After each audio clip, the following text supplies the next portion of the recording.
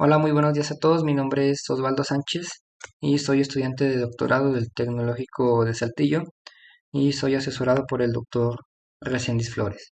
Y bueno, el nombre de esta plática es un algoritmo de optimización basado en gradientes con un kernel reproductor e inteligencia de enjambres. Y bueno, primero que nada voy a comenzar dando una pequeña introducción sobre lo que es la optimización numérica. Estos pues son métodos numéricos los cuales han sido ampliamente estudiados y en los últimos años se han visto notables avances en su desempeño y bueno pues son principalmente utilizados en la mayoría de los campos de la ingeniería, como por ejemplo en el diseño de manufactura de aceros avanzados, en donde lo que se busca es optimizar las variables de procesamiento para obtener aceros con la microestructura que busca la industria automotriz para así ser utilizada en la carrocería de los automóviles. Otro ejemplo de aplicación es en la optimización estructural, en donde lo que se busca es optimizar, por ejemplo, el espesor, el tamaño y la distribución de las vigas para maximizar su resistencia sin sacrificar su durabilidad. Y bueno, en general, la optimización numérica se trata de encontrar las variables de procesamiento que maximicen o minimicen, según sea el caso, parámetros que son parte de problemas de ingeniería del mundo real. Geométricamente, esto sería el concepto de optimización numérica. Y bueno, los algoritmos de optimización pueden dividirse en dos principales categorías. La primera es la aproximadas o metaheurísticas, y estos algoritmos hacen mímica de comportamientos naturales o sociales. Este tipo de algoritmos no garantiza la convergencia al mínimo, sin embargo ofrecen un muy buen balance entre exploración y explotación.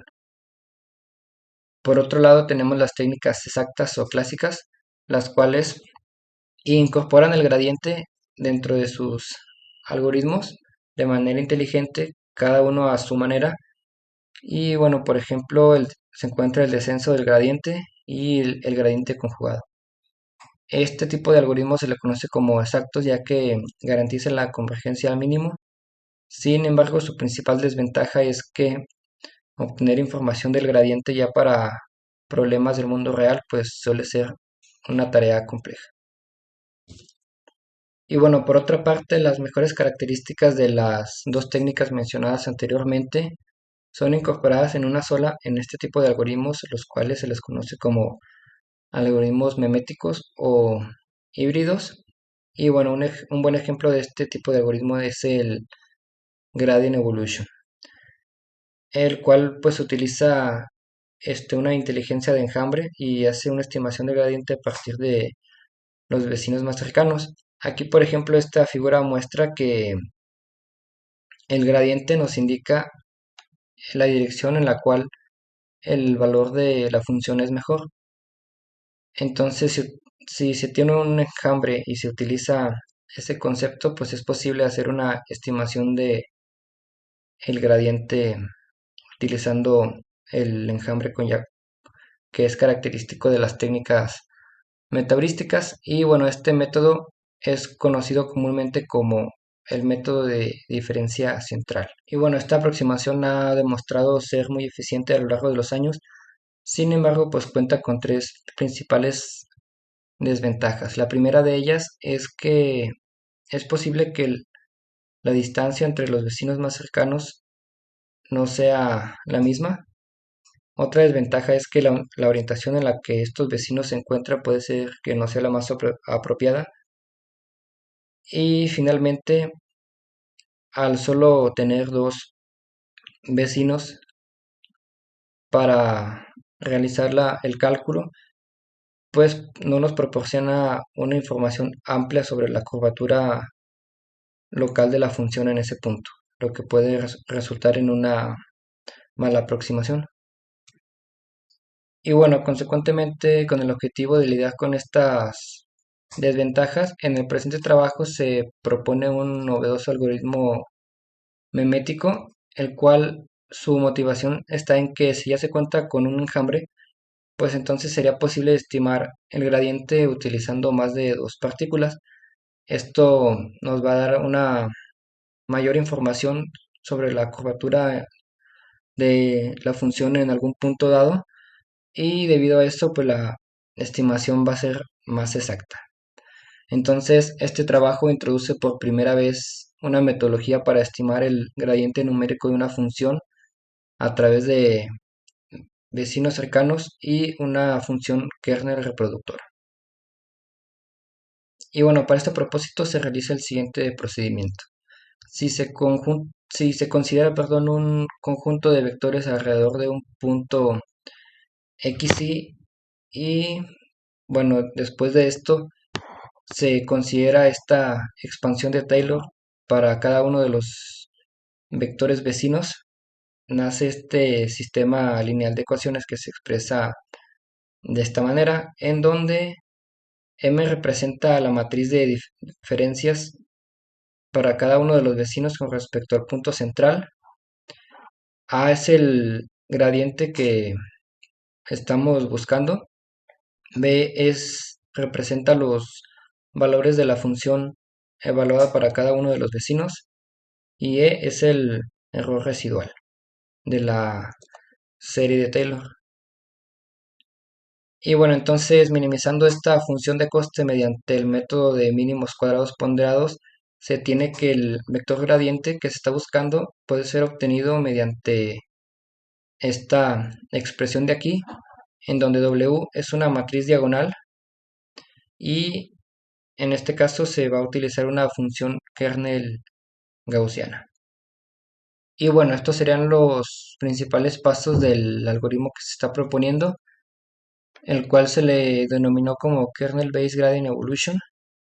Y el primer paso sería definir algunos hiperparámetros como el tamaño de la población o el tamaño de paso y además de establecer un enjambre de manera aleatoria dentro del espacio de búsqueda.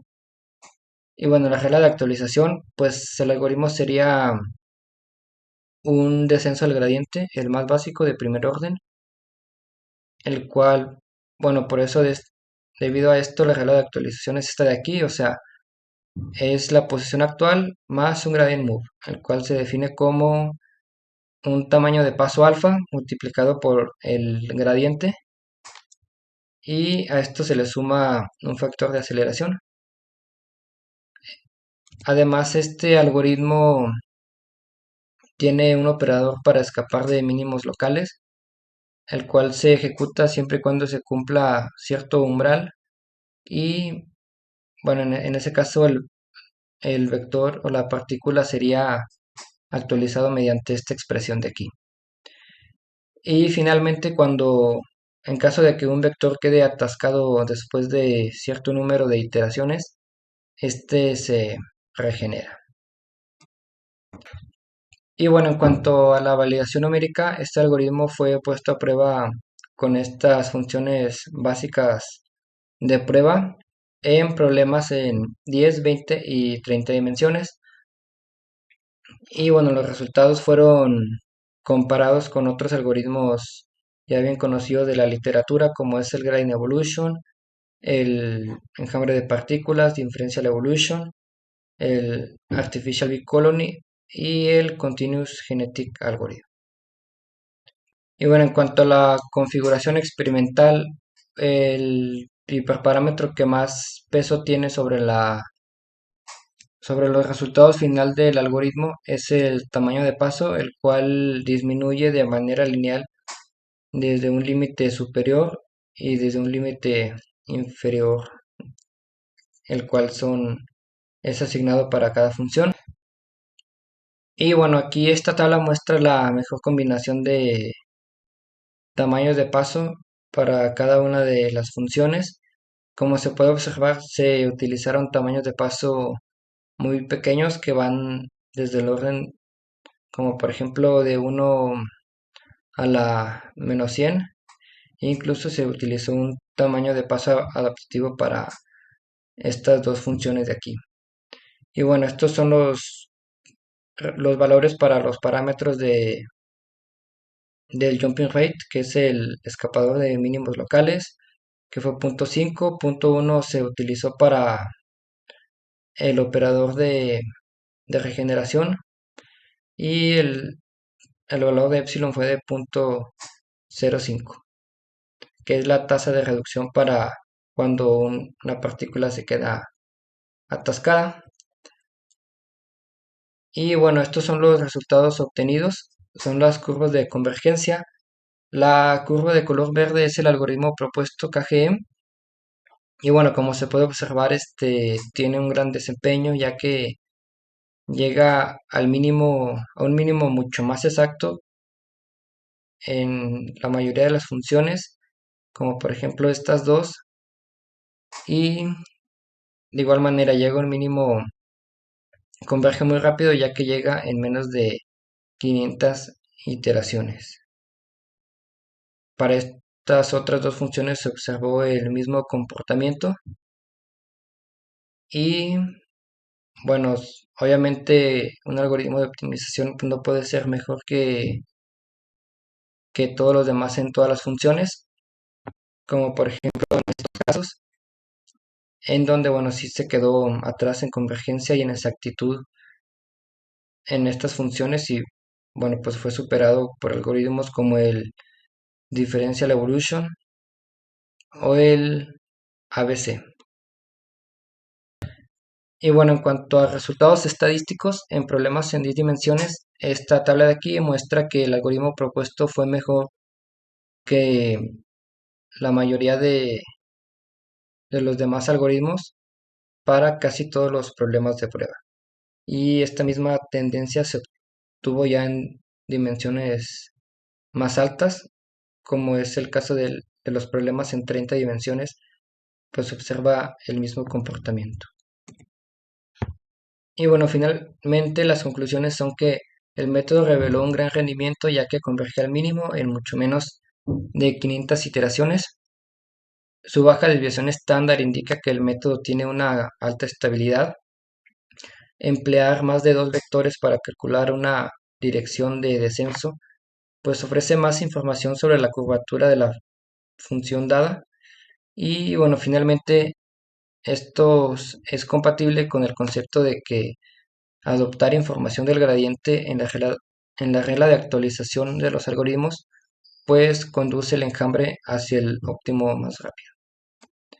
Y bueno, eso sería todo de mi parte y muchas gracias.